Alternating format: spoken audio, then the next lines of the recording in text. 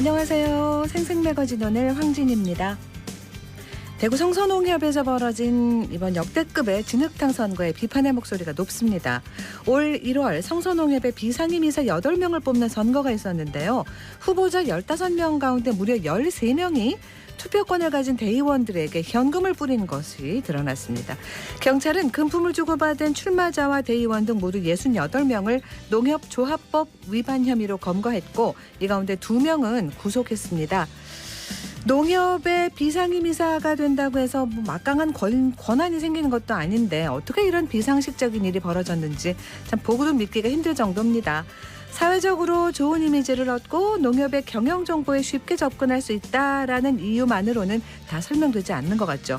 지역 농협이 그동안 조합장이나 임원 선거에서 보여준 불법과 탈법은 고질적인 병폐다라고 오래전부터 얘기했는데도 고강도의 처방이나 대대적인 개혁은 부족했습니다. 그들만의 리그는 비리에 취약할 수밖에 없는데요. 이번 사건의 후속 조치를 어떻게 하는지 지켜봐야겠습니다. KBS 대구 1라디오 생생매거진 오늘 7월 27일 수요일 순서 시작합니다.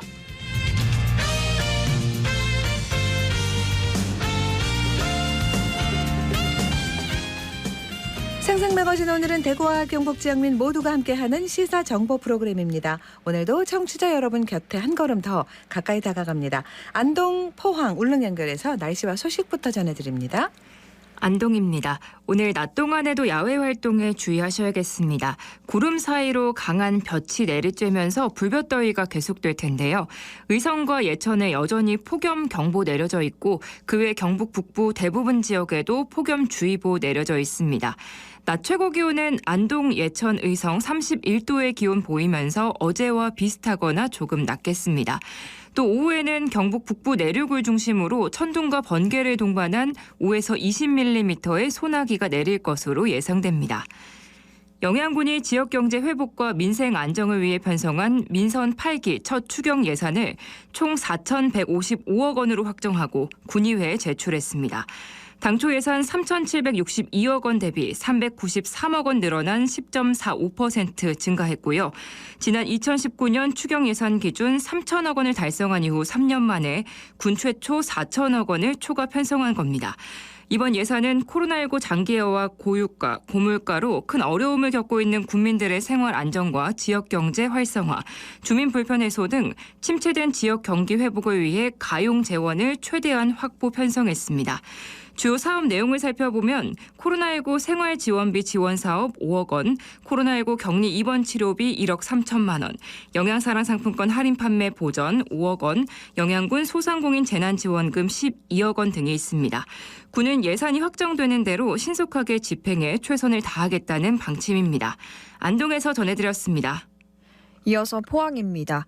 오늘도 경북 동해안은 하늘 흐린 가운데 한낮 기온 27도에서 31도가 예상되고요. 습도가 높아서 더 덥게 느껴지겠습니다. 당분간 밤에는 열대야, 낮에는 폭염이 나타나겠습니다. 바깥 활동하실 때는 온열 질환에 유의하시고요. 자외선 차단에도 신경 써주시기 바랍니다. 포항시와 경상북도의 수건 사업인 영일만대교 건설이 가시화되고 있습니다. 현재 최종 노선을 확정하기 위해서 국토부와 국방부, 경상북도, 포항시 등이 의견을 교환하고 사업을 검토하고 있는데요. 조만간 업무 협의가 완료되면 최종 노선이 확정돼 현재 진행 중인 타당성 조사 용역 결과에 따라 내년에 본격적으로 사업이 추진됩니다.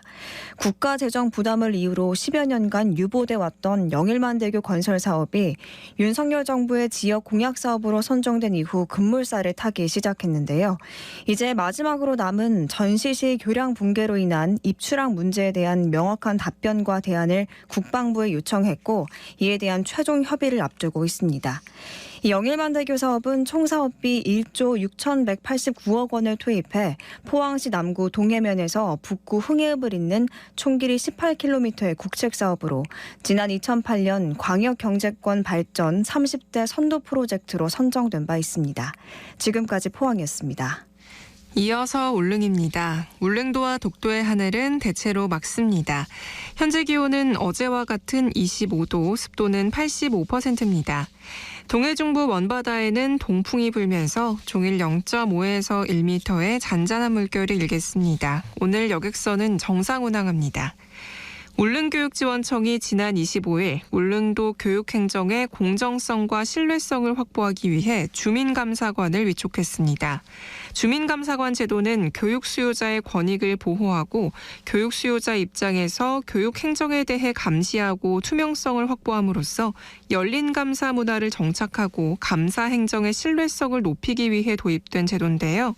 이번에 위촉된 주민감사관은 울릉도 각급 학교의 감사에 참여함으로써 학생 생활지도, 학교 운영위원회 운영, 학교 발전기금 등 분야별 중점 사항을 점검할 계획이고요. 교육 정책에 대한 다양한 의견을 제시하고 교육 비리에 대한 제보 역할도 수행할 예정입니다. 울릉교육지원청 남군현 교육장은 위법하고 부당한 행정행위로부터 교육 수요자의 권익을 보호하고 교육 수요자 중심의 투명한 교육행정 문화가 정착될 수 있도록 주민감사를 통해 앞으로도 투명한 교육행정을 펼치겠다고 밝혔습니다. 지금까지 울릉이었습니다.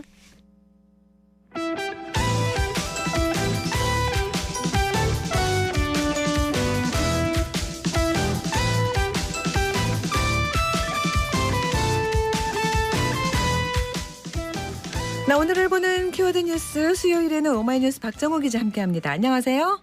안녕하십니까? 네, 자 첫 번째 키워드로 가죠.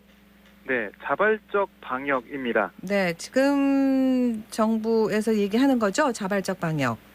네, 뭐 석 달 만에 사실 이제 신규 확진자 수가 10만 명대가 네, 되면서 맞아요. 경각심이 커지고 있어서 국민들이 좀 불안해하고 있는 그런 상황인데요. 네, 네, 정부는 우선 전 정부에서 실시했던 사회적 거리두기를 도입할 생각은 없다라고 강조하고 있습니다. 그건 뭐 최후의 수단이다라고 얘기하고 있고요. 그래서 어떻게 보면 일률적 제한 조치 없이 맞는 첫 재유행인데 결국 국민들이 자발적 방역에 동참하는 게 중요하다 이렇게 얘기하고 있습니다. 그래서 최근 일부 기업들을 중심으로 출장과 회식을 자제하고 또 비대면 영상회의와 재택근무를 강화하는 그런 자체적인 방역 강화 조치를 시행하고 있는데 네, 개개인의 안전과 사업장을 보호하기 위해서 거리두기에 동참한다면 이번 위기도 슬기롭게 이겨낼 수 있다. 이렇게 백경란 질병관리 청장이 브리핑을 했어요. 그러니까 좀 더 경각심을 가지고 여러 가지 사람들이 모이는 그런 행사나 이런 것들을 좀 자제해달라 이런 얘기를 하고 있는 거고요. 네, 또 오늘 당국에서 내놓은 얘기를 들어보면 이 공직사회 같은 경우는 휴가에서 복귀하게 되면 검사를 좀 받아달라 선제적 검사를 강조했습니다. 그리고 이제 학원 수업이나 이런 것도 이제 비대면 온라인으로 하는 걸 이제 권고하는 그런 상황이고요. 네, 또 이 기업의 입장에서도 이 확진되거나 위험성이 있는 그런 직장인들 일하는 분들은 좀 개인 방역을 좀 신경 쓰게 또 격리를 할 수 있게 좀 여러 가지 지원 좀 해줘야 된다 이렇게 강조하고 있습니다. 지금 검사하는 거 병원 가서 하면은 그 개인이 자비용 부담하는 거죠. 증상이 있으면은 네, 이게 뭐 5,000원 정도 금액이 나오는데 네. 증상이 없거나 아니면은 이 자가 진단 키트 두 줄이 나온 그런 게 없으면 선제적으로 하면 네 3만 원에서 5만 원에 그러니까 돈을 이제는 좀 비용을 내야 됩니다. 된다는 거죠. 그게 바뀐 거죠, 그것도. 그렇습니다. 그런 상황입니다. 네. 자, 오늘 보니까 신규 확진자가 10만 넘었습니다. 이게 4월 20일 이후 99일, 거의 100여일 만인데 이렇게 네. 되면 지금 확산세가 지속된다고 봐야 되는 거잖아요. 그죠? 그렇습니다. 네. 그래서 지금 이 상태로 자율만 얘기해서 되나라는 걱정도 하거든요. 네. 네, 그러니까 여러 가지 뭐 금방 얘기했던 어떤 신속 항원 검사 비용 지원이라든가 네. 어떤 지금 그런 그 뭐죠 검사하는 데도 다 없어졌잖아요. 네. 없었죠? 그래서 이제 전국에 75개 임시 선별 검사소를 설치한다라고 맞아요. 네네. 하고 설치 중에 있거든요. 아 그래요?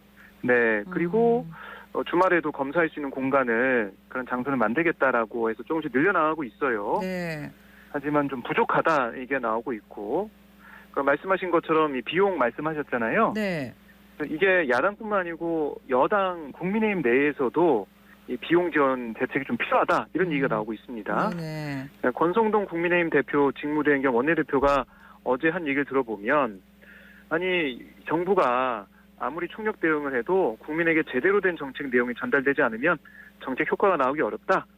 이렇게 홍보를 강화하면서 신속항원 검사 비용 지원 대책도 빨리 마련해야 된다 이렇게 얘기를 했거든요. 네.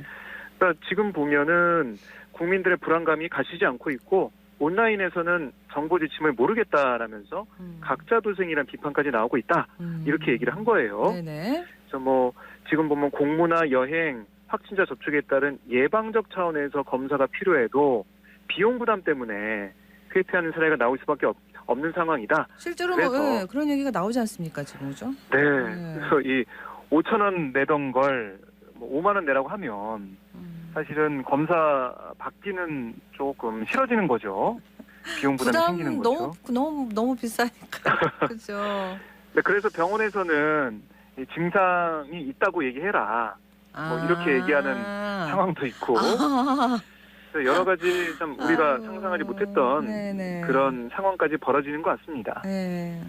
어쨌든 피해를 최소화할 수 있도록 네. 일단 정부에서 어떤 기준을 잡고 틀을 잡아가지고 우리 시민들도 자율적으로 알아서 방역을 잘 하고 이런 게 다 합쳐져야 되지 않겠습니까, 그죠? 그렇습니다. 그렇게 필요해 돼야 보입니다. 맞습니다. 두 분 네. 다음 키워드는요?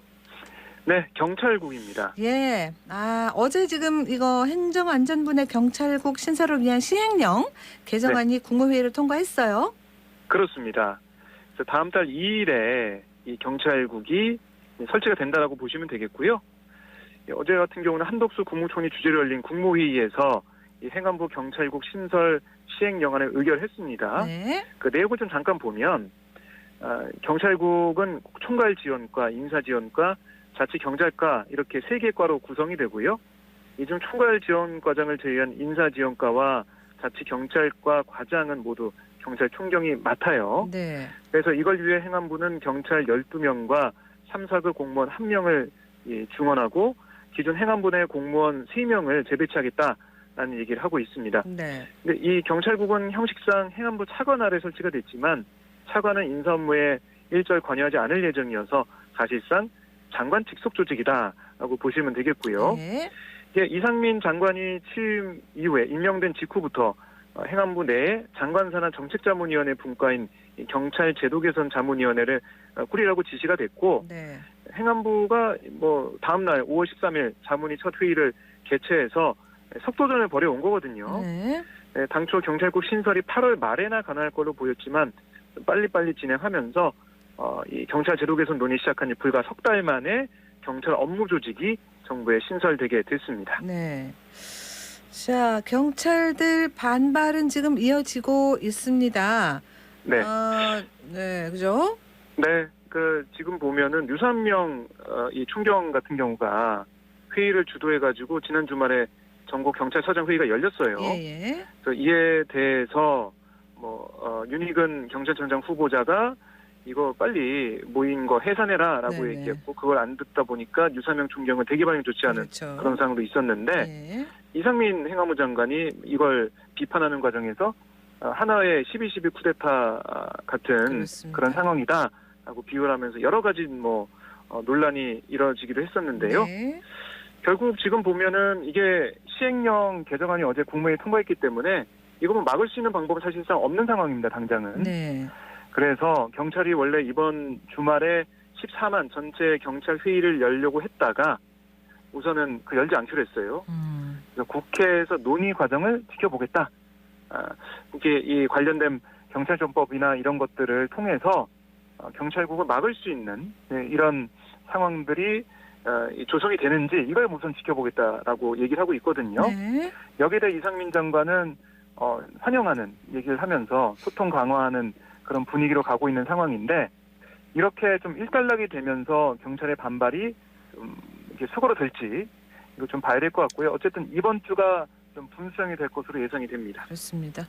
다음 키워드는요? 네, 322배입니다.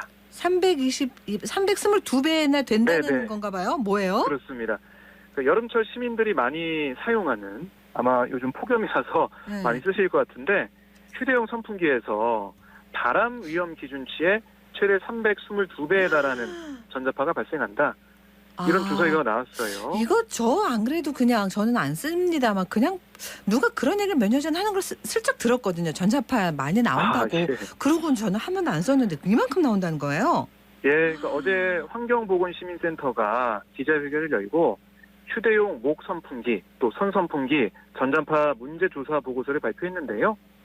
이게 시중에 판매되고 있는 목 선풍기 4종류와 손 선풍기 6종류의 전자파를 측정한 결과 전자파가 바람 위험을 높일 수 있는 전자파 세기로 알려진 4밀리가우스, 이게 밀리가우스가 전자파 세기 단위인데요. 네. 이 4밀리가우스의 최소 7.4배에서 최대 322.3배 많이 발생한다는 거예요. 그래서 이 문제가 좀 불거져 있는 상황이고요. 센터는 손 선풍기의 전자파를 거리별로 측정한 결과 25cm 이상 안전거리를 두고 사용하면 전자파 수치가 4밀리가우스 아래로 내려갔다. 네. 이렇게 얘기를 했어요. 네. 그러니까 거리를 두라는 건데요.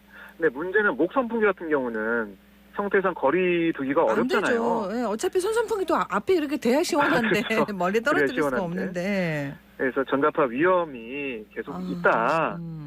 특히 어린이와 청소년들이 사용하지 않도록 안내해야 된다라고 네. 당부를 하고 있습니다. 네. 이 전 정부에서는 여기에 대해서 2018년에 손 선풍기, 2021년에 목 선풍기 전자파를 측정한 결과 인체 보호 기준을 충족했다는 설명 자료를 낸 적이 있거든요. 네. 여기에 대해 이 센터는 단기간 전자파 노출 기준으로만 적용하고 있는데 장기간 노출 기준, 4밀리가우스 기준을 봐야 된다. 네. 또 이런 센터 입장을 내놓고 있어요. 정부의 기준과 센터의 기준이 좀 다른 상황이 있긴 하지만 전자파가 좀 많이 나오고 있다. 그렇죠, 이거 그렇죠. 좀 알아두셔야 할 것 같습니다. 네네, 조심해야 되겠습니다. 네, 예, 다음 키워드는요. 네 만취 운전입니다. 만취운전. 네. 워낙 얘기가 많이 나옵니다만 누구 얘기인가요? 네, 이게 이제 박순애 부총리 겸 교육부 장관 이 만취 음주운전 전력 때문에 네네. 여러 가지 조사가 나오고 있는데요. 이번에 최고 3년간 음주운전으로 인해서 징계를 받은 교원이 547명, 또 포상에서 탈락한 퇴직 교원이 1,195명으로 나타났거든요. 네. 또 교육부에서도 올해 공무원 1명이 음주운전으로 중징계를 받았습니다. 그리고 제가 말씀드린 포상에서 탈락한 교원 이 중에 1,195명이 사유가 음주운전이었는데 네. 또 이게 박 부총리가 음주운전을 한 2001년 이전 전력으로 탈락한 교원이 408명이에요. 그래서 교육부 수장인 이 박 부총리와의 형평성 문제가 제기되고 있고요. 또 오늘 국회 오후에 대정부질문 열리거든요. 네. 박 부총리가 나옵니다. 이 자리에서 그동안 한 번도 설명하지 않았던 음주운전 당시 상황과 또 음주운전 했는데도 이게 선고유예가 됐어요. 네네. 이것도 거의 이제 가능성이 없는 상황인데 이렇게 됐다. 어떤 이유가 있었냐? 여기에 대한 여러 가지 질의가 있을 걸로 예정돼서요. 마치 인사청문회가 되는 거 아니냐? 네, 이런 네. 관측도 나오고 있습니다. 그렇습니다. 예. 오늘 여기서 마무리해야 되겠습니다. 시간이 벌써 이렇게 됐네요. 고맙습니다. 네, 고맙습니다. 네, 수요일 키워드 뉴스 오마이뉴스 박정호 기자와 함께했습니다.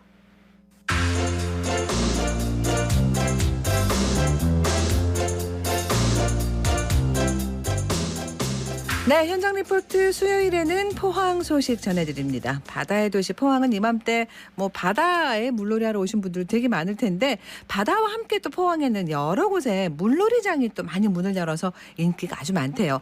KBS 포항방송국 김유경 리포터가 형산강에 설치한 야외 물놀이장 소개해준다고 합니다. 유경 씨 안녕하세요. 네, 안녕하세요. 네. 저는 포항 남구 연이읍 중단리 형산강 둔치에 있는 야외 물놀이장에 다녀왔는데요. 네. 이곳은 강물이 아니라 수돗물을 사용해서 수질이 아주 좋다고 합니다. 약 9,000제곱미터의 규모로 유아풀과 요수풀, 성인풀 등 각종 풀장과 워터슬라이드의 물놀이 시설을 갖추고 있는데요. 현장 모습과 포항시 시설관리공단 지원동 주임 이야기 담아왔습니다.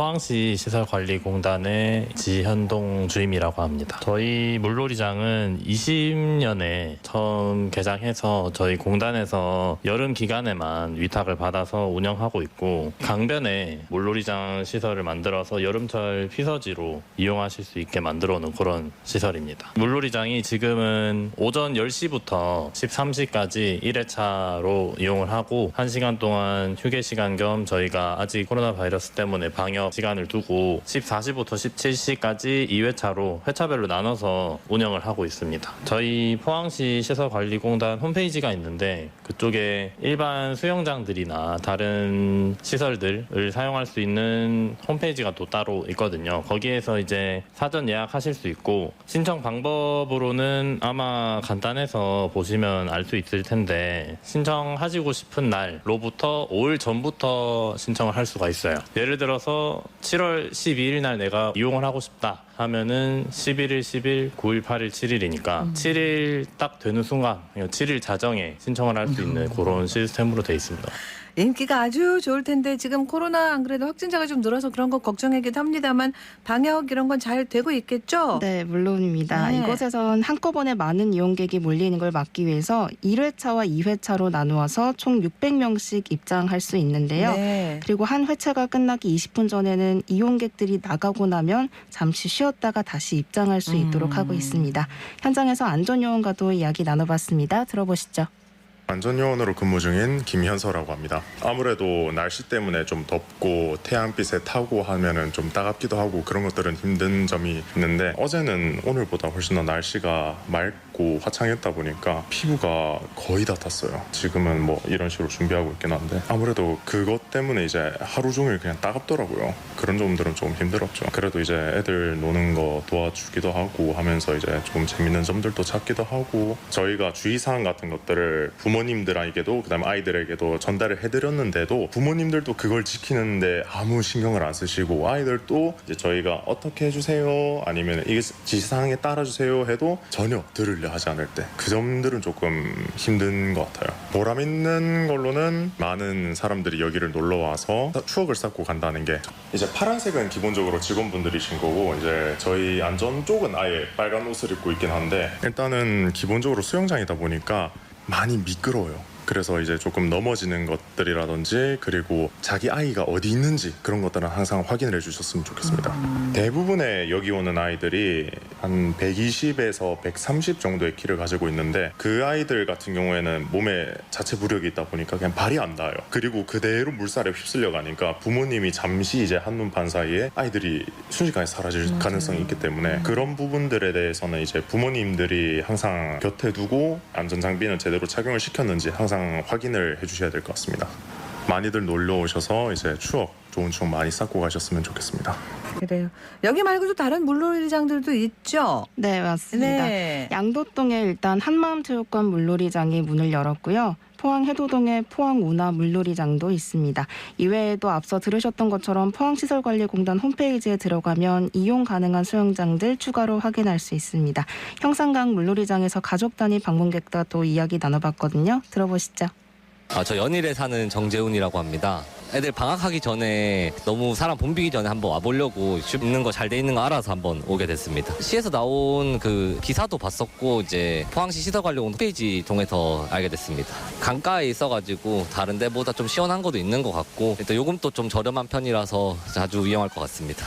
이런데 와보니까 직원들 많이 고생하고 계신데 와서 다 재밌게 놀다 가셨으면 좋겠습니다.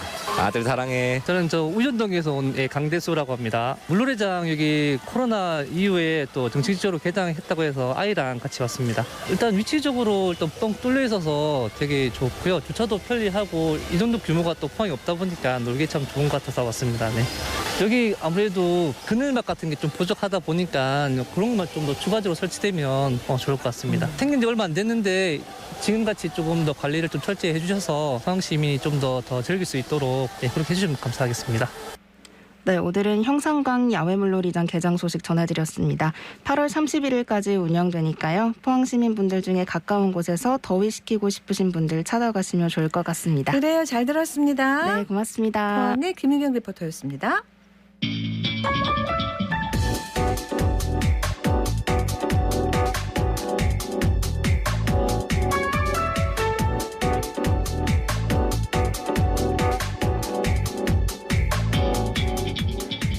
묻고 듣고 생각과 마음을 나누는 방송.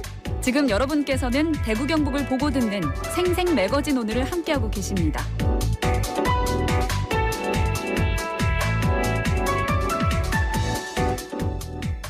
어제 대구시 교육감 2기 공약이행 계획 대시민 보고회가 열렸습니다. 지난 지방선거 과정에서 약속했던 여러 공약들을 현실적으로 추진할 수 있도록 26개 정책 과제 또 세부 실천 과제들을 시민들에게 알리는 자리였는데요. 대구 교육의 방향과 주요 사업들 자세히 한번 짚어보겠습니다. 강은희 대구시 교육감 전화 연결되어 있습니다. 안녕하세요.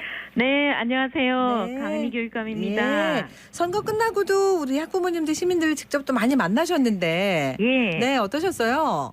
네, 학부모님들뿐만 아니라 초, 중, 고등학교 학생들 대표들 그리고 학부모님, 시민들 그리고 선생님들 이렇게 지역별로 골고루 나누어서 다 한 차례 면담도 하고 여러 가지 현장 방문도 계속 했었습니다. 네, 분위기 어땠어요? 얘기 많이 들으셨겠네요. 네, 많이 들었고요. 네. 또 어제는 공약 보고대회를 통해서 예. 많은 이제 기관 단체분들, 학부모님들, 현장에 계시는 선생님과 교장 선생님들 모셔서 2시간 정도 설명회를 했었는데요. 네. 끝까지 자리를 뜨지 않고 잘 들어주셔서 열기를 느낄 수 있었습니다. 네, 이거 2기 비전 정책 전에 하나 뭐 좀 여쭤볼 게 있어서요. 네. 학생들이 지금 방학 중이지 않습니까? 그렇죠. 네, 교육청에서 어떻게 아이들 좀 스스로 학습도 하고 뭐 이렇게 할 수 있도록 도와주는 게 있습니까? 네, 아이들은 방학이지만 우리 교육청은 그대로 쉬지 않고 맞습니다. 일을 하고 있습니다. 네네. 그래서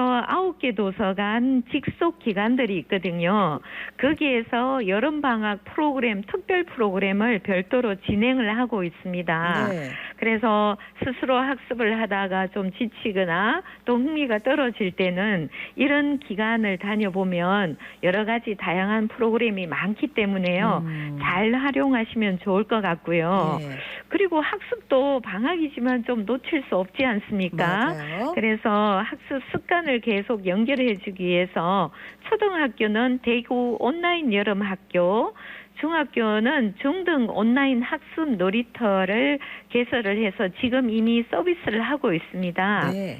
초등학교는 대구 온라인 여름학교에서 1학기 부족했던 학력 부분을 이제 학년별로 주제별로 다 서비스를 하고 있어서요. 네. 한번 들어가서 보면 1학기가 다 정리가 될 수 있고요. 중등은 교과 핵심 개념하고 문해력 학습을 중심으로 해서 네, 퀴즈까지 저희가 적용을 하고 있습니다. 네. 네. 방학 때 꼭 우리 홈페이지에 와서 한번 참고해 보면 좋을 것 그래야겠네요. 같습니다. 네. 지난 선거 과정에서 저희 방송에 한번 출연하셨었잖아요. 네. 그 선거 과정에서도 그 대구 교육의 연속성을 강조하셨습니다. 예. 자, 지난 4년 또 앞으로의 4년 대구 교육 어떻게 이어질까요? 네, 지금 저희가 대구 교육의 비전은 미래를 배우고 함께 성장한다로 1기의 비전을 설정했는데요. 네. 2기도 그대로 갑니다. 그래서 미래를 배우는 미래 역량을 그대로 확장하고 우리 공동체와 함께 성장한다는 비전을 그대로 명확히 하면서요. 1기 때는 4대 전략을 제시했었거든요. 네. 미래 역량을 기르고 또 한 학생도 놓치지 않고 학교 자율성을 존중하고 우리 공동체가 따뜻하게 될 수 있도록 전략을 설정했었는데요. 네. 2기에서는 좀 더 핵심적인 부분이 있습니다. 5대 전략 과제를 설정했는데 그중에서 따뜻한 마음을 키워서 올바른 인성을 기르겠다는 것을 가장 최우선 과제로 저희가 설정을 했습니다. 네. 요즘 많이 걱정하시잖아요. 그러니까요. 그래서 이제 코로나 이후에 우리 아이들이 심리 정서 면에서도 조금 안정이 필요하고 네. 마음을 좀 더 키우는 정책 이런 게 매우 중요해져서요. 그렇습니다. 전략 1로 설정했습니다. 네, 사실은 뭐 4차 산업혁명 시대라고 합니다만 이제 미래가 요구하는 교육이라는 게 그러니까 교과서 이대로 가르치고 배우고 문제 푸는 그거 아니라는 거는 이미 오래전에 우리가 알고 있지 않습니까? 네, 그렇죠. 네, 그래서 여러 가지 그 아이비나 많이 도입하신 것도 있고 한데 학습 역량을 높이기 위해서 이제 하고 계신 것들 소개 좀 해주시죠. 네, 지금 우리 아이들은 주도적인, 능동적인 학습을 하는 게 매우 필요하거든요. 네.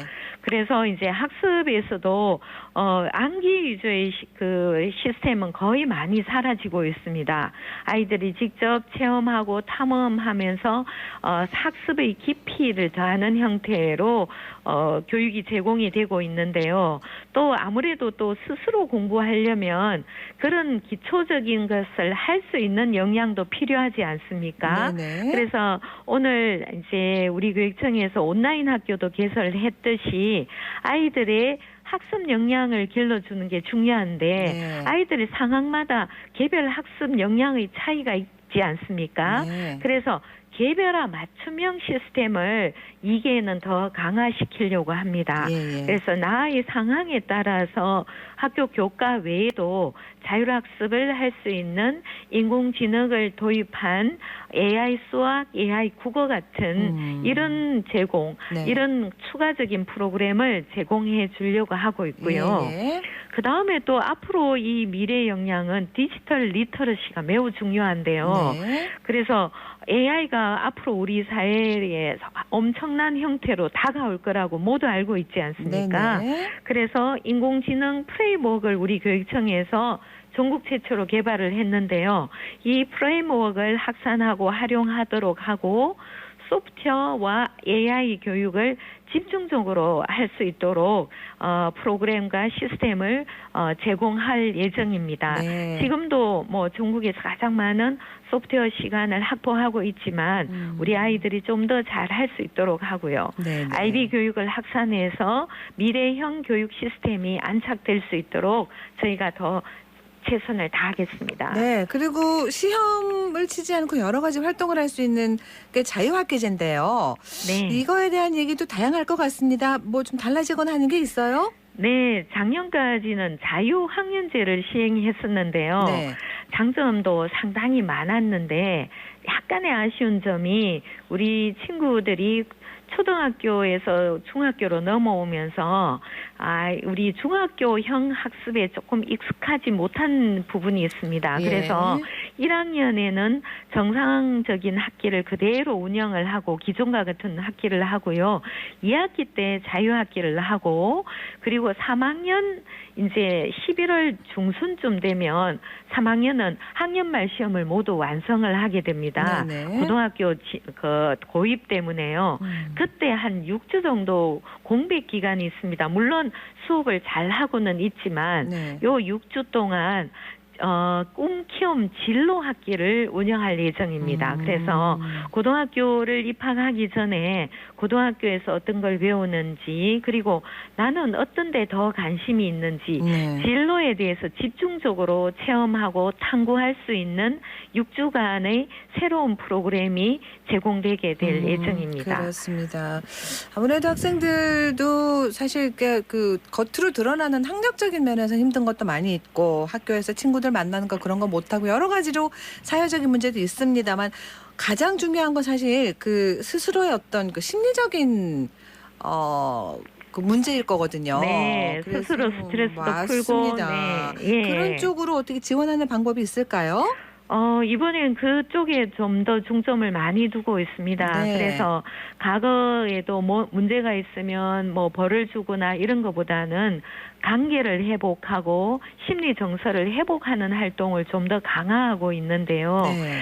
그래서 작년 올해 저희가 학교 현장에 또래 활동 프로그램을 많이 권장하고 있습니다. 네. 그래서 이거를 실제 시행을 해보니까 아이들이 심리 회복 상태가 매우 좋아지고 있거든요. 네. 그래서 친구들하고 같이 활동을 하고 담임 선생님들과 연극 체험도 하고 공연도 보고 놀이도 하고 이렇게 하다가 보니까 아이들이 심리 상태가 많이 좋아지고 있어서 2학기에도 이런 프로그램을 좀 더 강화시키려고 하고요. 네네.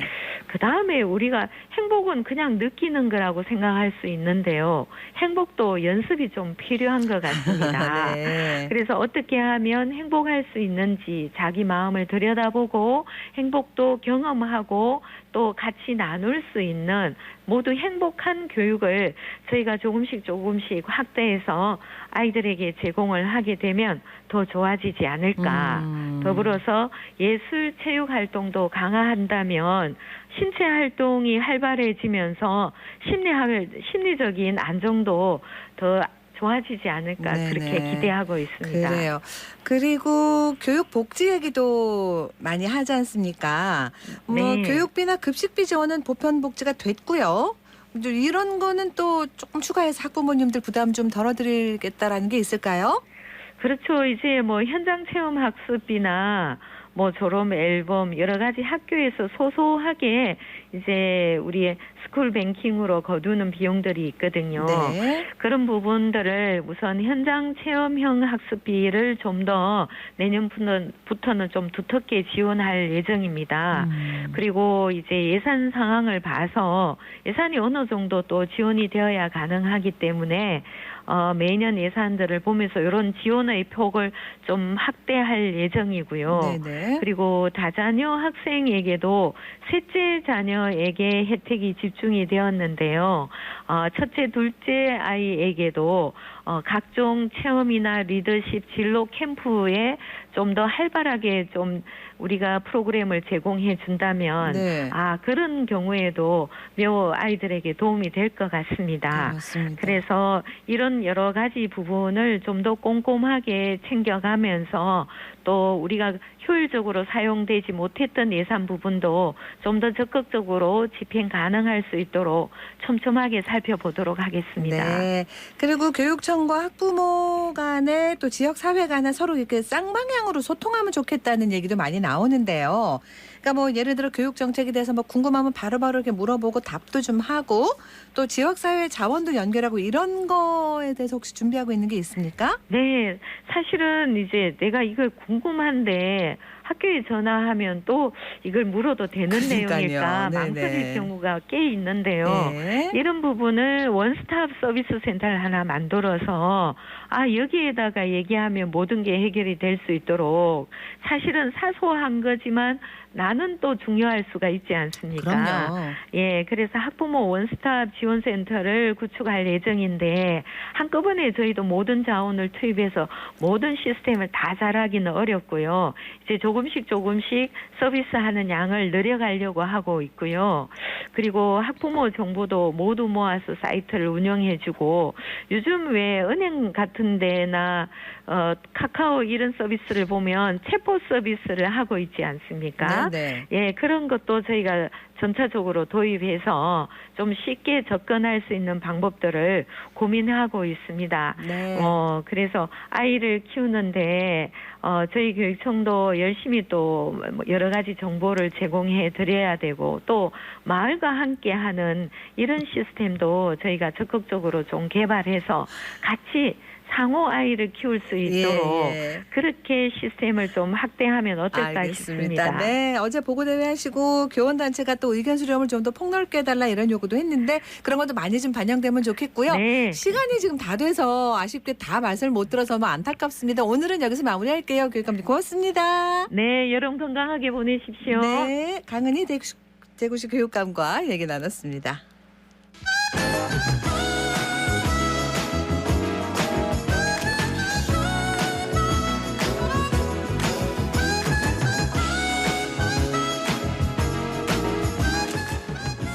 네, 11시 43분 지났습니다. 더 나은 대구를 위해 고민하고 행동하는 사람들, 시민들 만나보는 시간.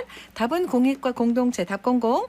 오늘은 대구 시민공익활동지원센터 공정옥 센터장 함께합니다. 어서 오세요. 네, 안녕하세요. 네, 오늘은 어떤 공익활동인가요? 네, 오늘 제가 소개해드릴 내용은 그 역량 강화 이런 얘기 많이 들어보셨죠? 네네. 예, 우리 공익활동가들도 사실 다양한 측면에서 역량이 많이 필요한데요. 그렇죠. 그래서 공익활동가들의 역량 강화에 대한 저희가 교육을 진행을 했습니다. 그 내용을 좀 말씀드리려고 네네. 하는데 저희가 매년 사실 이제 실무 교육을 하거든요. 이제 지역에 있는 활동가들한테 설문을 받아서 원래는 어떤 활동들을 좀 하면 좋을까에 대한 의견 수렴을 해서 거치는데 올해 선정된 주제는 온라인에서 공익활동하기라는 주제로 저희가 실무 교육을 진행을 했습니다. 그러니까 뭐를 하든 사실은 그 일에서의 역량을 강화하는 건 우리도 마찬가지거든요. 그쵸, 그런 예. 강의가 되게 많은데 공익 활동가들 역량도 사실은 훨씬 더 세분화되고 막 종류도 많아지고 그래가지고 더 필요하지 않나 싶어요. 그렇죠. 예, 뭐 말씀하신 것처럼 사실 어느 분야거나 그 분야의 특성화된 역량들이 좀 그쵸, 필요하거든요. 필요하죠. 예, 필요하고 전문적인 거. 저는 이제 여기 오면서 늘 궁금한 게 우리 진행자님들은 어떤 역량이 필요하세요? 전반적인 거죠. 뭐 진행 스킬도 그쵸. 있지만 그 이외에 전반적인 방송에 관한 네. 거나 아니면 교양을 쌓는 어떤 지식 발음이 너무 정확하셔야 될 것 같아요. 그거는 이제 기본적으로 기본이고. 연습을 많이 해야 되니까 네. 네, 해야 되죠. 네. 맞아요. 그런 것처럼 진행하시는 분들은 발음도 정확해야 맞습니다. 되고 시사에 대한 연구 네, 많이 늘 하셔야 뭐 되고 다 해야 되니까요. 진짜 사회에 대한 관심을 있으셔야 될 것 네, 같다는 맞아요, 생각 들고 맞아요. 네. 근데 활동가들도 좀 그런 것 같아요. 분야별로마다 이제 지식이 좀 다르기도 하고 특히나 어떤 공익활동 영역이라는 게 다양하잖아요. 뭐 인권 영역, 뭐 환경 그리고 뭐 장애 진짜 많죠. 정말 많죠. 네. 더군다나 이게 단순 지식뿐만 아니라 사실 그 분야에 대한 감수성도 가지고 있어야 되거든요. 뭔지 활동가들은. 알겠어요. 예. 그게 또 다르거든요. 그게 그쵸. 가득한 사람과 좀 부족한 사람. 굉장히 뭐 지식은 많다고 하지만 그 영역에 필요한 다양한 좀 감수성을 갖고 있어야 되는 또 활동가들이 맞습니다. 진짜 과세될 중요합니다, 역량이기도 그거. 하죠. 저희도 다 누구에게나 다 중요한 맞아요. 거예요. 그거. 예. 그 외에도 이제 뭐 글쓰기라든가 혹은 뭐 캠페인 하기 혹은 또 이제 정책적인 부분을 많이 다루니까 뭐 정보 공개 청구는 어떻게 해야 되는가 이런 것처럼 사실 공익 현실적으로 활동가들한테 굉장히 다양한 역량이 필요한 게 그렇습니다. 사실입니다. 네. 근데 이제 최근에 저는 저희 주변을 둘러싸고 있는 환경 중에 가장 큰 변화가 온라인 환경인 것 같아요. 네.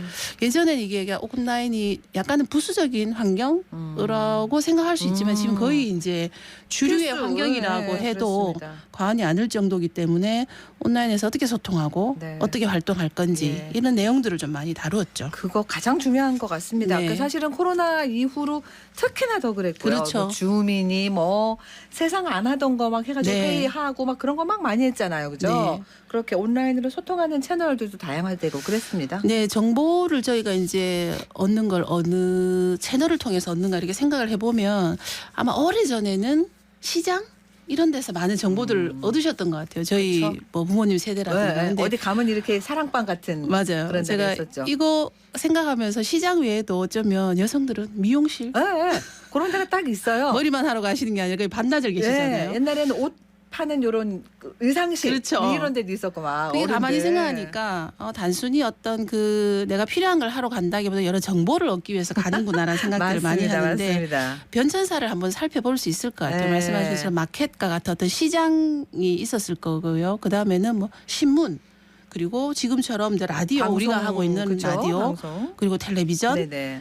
그리고 이제 인터넷 세상이 굉장히 활발해지면서 이제 웹사이트라든가 블로그 그리고 최근엔 유튜브 뭐 이렇게 해서 아마 세대에 따라서 정보를 접하는 어떤 매체들이 좀 다양해지고 있구나라는 생각이 드는데 최근에 제가 어떤 학생을 만났는데 굉장히 좀 재밌는 에피소드라서 양치를 한 6분 정도 하는 거예요. 왜 그렇게 오래 하느냐 물었더니 유튜브에서 양치를 할 때 어떻게 해야 된다고 해서 합니다 이렇게 얘기를 하는 거예요. 그래서 기본적으로 이제 젊은 세대들은 3분으로 배웠는데 우리는 라디오나 텔레비전 이런 데서 네네. 별로 이제 정보를 얻기보다는 그들만의 다양한 맞습니다. 채널을 통해서 얻고 있는 것 같습니다. 그래서 네. 온라인에서 공익 활동이라는 것이 단순히 일방적인 활동이 될 수 없기 때문에 쌍방향의 활동을 이루는 굉장히 중요한 교육 주제였던 것 같습니다. 맞습니다. 이 교육 현장 저희가 담아왔는데요. 얘기 한번 들어보고 오죠.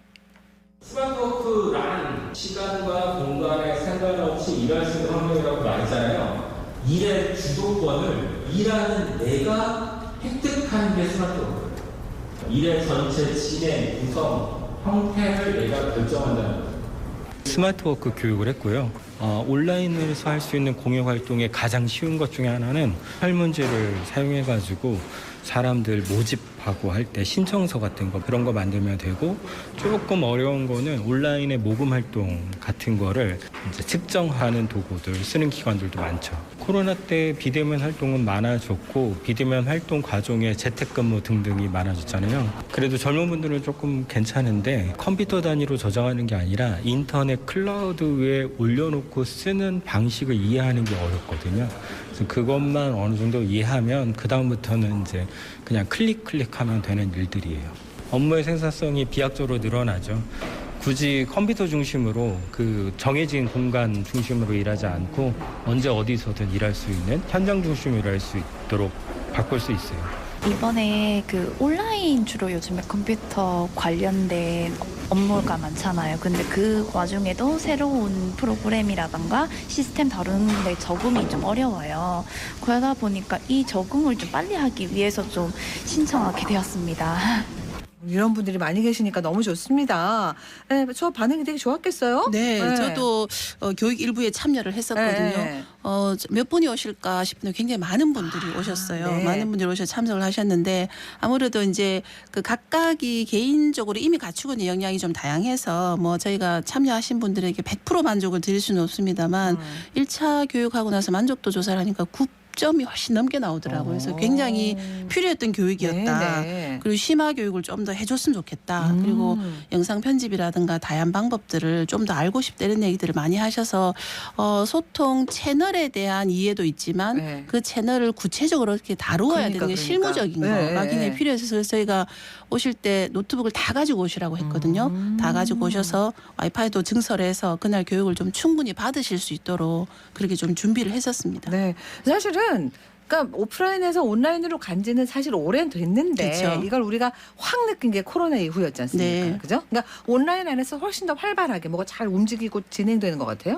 네, 맞습니다. 말씀하신 것처럼 이게 뭐 온라인이 갑자기 생긴 건 아니잖아요. 그러니까요. 우리 옆에 있었는데 코로나 지나면서 체감되는 거는 훨씬 커졌고 그 범주 또한 굉장히 넓어진 것 같아요. 맞아요. 그래서 온라인에서 어떻게 이제 소통을 해야 되는 가 기본적인 뭐 예의부터 시작해서 그리고 얼굴을 보고 얘기할 때는 그 사람의 눈이라든가 표정을 보기 때문에 소통을 저희가 이해되는데 온라인은 좀 다르거든요. 맞습니다. 그러면 어떻게 해야 되는가에 대한 오해도 좀 줄일 수 있는 이런 방법들이 굉장히 좀 필요했었고 앞에 우리 강사님 말씀하신 것처럼 아무래도 연령층이 낮은 분들은 조금 익숙해서 이것이 좀 가깝게 다가오는데 활동을 오래 하셨던 분들은 새로운 영역이라서 좀 어려움이 없지 않아 좀 있었던 것 같아요. 일단 마음을 열고 다가가야 됩니다. 내가 그렇죠. 먼저. 예, 그죠? 예. 예. 자, 이번 교육에 참여하신 분들 얘기를 조금 더 듣고 올게요.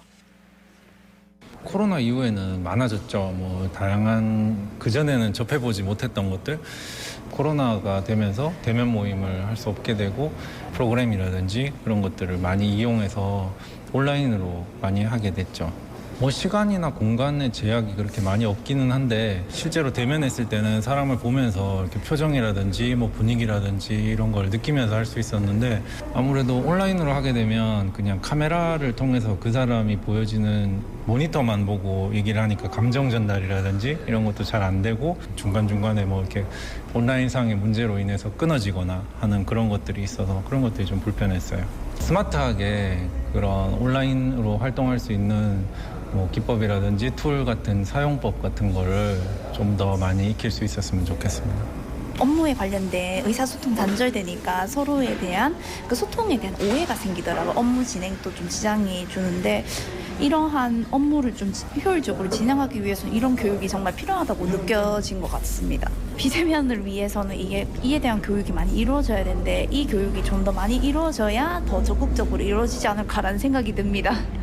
아주 진지하게 얘기 잘 해주시는데 이번에 한 게 온라인에서 공익활동 찾기입니다. 교육. 지금 더 하는 거죠? 네, 지금 이제 현장 취재는 제가 7월 14일 날 교육이 있었고요. 네. 그리고 3회 교육을 실시하고 있는데 21일 날 교육을 했었고 내일이죠. 내일 28일이죠. 네. 내일 또 이제 교육이 있는데 내일은 유튜버에서 어떻게 공익활동을 알리고 소통할 건가에 대한 이제 구체적인 사례를 뭐 말씀해 주실 분 강사분을 모시고 그분들은 어떻게 해서 유튜브에서 시민들과 소통했고 어떻게 공익활동을 펼쳐왔다 이런 얘기까지 이어지기 때문에 3회 과정을 좀 다 거치시고 나면 온라인에서는 어떤 채널이 있고 그리고 어떤 도구를 가지고 어떻게 활용할 수 있을까에 대한 기본적인 좀 개념이나 활용이 좀 있지 않을까라고 생각을 합니다. 말씀하신 대로 심화 과정 이런 것도 좀 또 생겨야 되겠고 요 3회 과정을 쭉 계속 좀 반복해서 뭔가 이렇게 해야 될 것 같은데 그런 것도 하시겠네요? 네, 그렇죠. 그것도 계속 이어질 것 같습니다. 그렇죠. 네. 그러니까 이제 지역 단체들 중에서도 보면은 온라인에서 공익활동해갖고 성공하고 이런 사례도 있을 거 아니에요? 예, 이제 그 최근 작년 올해만 해도 온라인에서 하는 것이 거의 이제 상수처럼 돼버리는데 한 4, 5년 전만 해도 병행을 할 것인가? 그렇죠. 아니면 따로 원래 하든지 하던 대로 뭐. 오프라인으로 할 것인가? 이런 순간이 맞아요, 있었어요. 맞아요. 그래서 저희 고객센터에 공모 사업을 했던 팀이었는데 여성 노동자회에서 여성 노동자들의 실태를 조사하는 게 있었는데 예전에 실태 조사하면 설문을 받잖아요. 맞아요. 근데 청년 활동가가 온라인으로 하겠다는데 그 안에서 되게 이제 논란이 있었던 거죠. 과연 되겠나? 하지만 1,000명이 넘는 사람이 응답을 했다고 합니다. 그래서 그 경험을 하고 나서 온라인에 사람이 있구나. 온라인에 있는 사람이 있는 곳에 우리가 가야 되겠다 이런 생각을 많이 절실하게 느꼈다고 하네요. 네, 앞으로도 커질 거 아니에요. 이런 네, 그렇죠. 거는, 그죠? 앞으로도 점점 더 커질 것 같고 온라인의 장점은 단체나 어떤 활동가가 아니라 개인이 마음을 먹으면 훨씬 더 많은 확산성이 있을 것 같아서 온라인에서 공유활동이 좀 넘쳐나는 넘쳐나는 뉴스만 올리면 공유활동 이야기가 차고 넘치는 저는 그런 세상이 온라인에 좀 있었으면 어떨까 이런 기대도 좀 하게 됩니다. 네, 그러기 위해서 계속 이제 그 공익활동지원센터가 하실 일이 좀 더 많아진다는 생각도 들고 앞으로 또 활동도 좀 부탁드립니다. 네. 오늘 여기서 마무리할게요. 고맙습니다. 네, 감사합니다. 박공공 대구 시민 공익활동지원센터 공정옥 센터장과 함께했습니다. 교통정보입니다. 김현지 리포터. 네, 먼저 시내도로 정보입니다. 오늘 사고와 작업 구간 많습니다. 먼저 앞산순환도로 상동교 방향 효명내 거리에서 상동교 중간 지점 가장자리 차로에서 승용차 추돌 사고 발생했습니다. 뒤로 봉덕교에서 정체 이어지고 있으니까요. 참고하시기 바랍니다. 또 같은 방향 현충 삼거리 직전 1차로에서도 승용차와 1톤 화물차 추돌 사고 발생했으니까요. 구간 유의해서 지나시기 바랍니다. 침산로 태평지하 차도에서 태평내거리 방향 태평내거리 직전 3차로 막고 작업 진행되고 있으니까 차선 변경 미리 신경 쓰셔야겠고요. 앞산터널로 범물동 방향 앞산터널 앞 3차로에서도 작업 이뤄지고 있습니다. 그다음 고속도로 정보입니다. 먼저 중앙고속도로 춘천 쪽 다부터널 부근은 차간거리 조금씩 당겨지면서 속력 떨어지고 있고요. 반대 부산 방향은 흐름 좋습니다. 중부내륙지선 현풍 방면 남대구 2.2km 앞둔 지점도 차량 이동량 많아지면서 점점 더디게 지나고 있습니다. 지금까지 이 시각 교통정보였습니다. 대구에서 처음으로 대구 수성소방서가 회복 지원 차량 운영을 시작합니다. 더운 여름 재난 현장에 투입되는 소방대원들을 위해서 25인승 버스를 개조해서 휴식 공간을 만든 겁니다. 에어컨도 있고 TV도 있고 냉장고에 물과 간단한 음식도 준비되어 있다고 하는데요. 더위에 쉴 곳이 마땅치 않은 우리 소방관들에게는 꼭 필요한 지원입니다. 더 확대되면 좋겠습니다. 잘 활용되고 지역 소방서로도 말이죠. 7월 27일 수요일 생생매거진 오늘은 여기까지입니다. 함께해 주신 여러분 고맙습니다.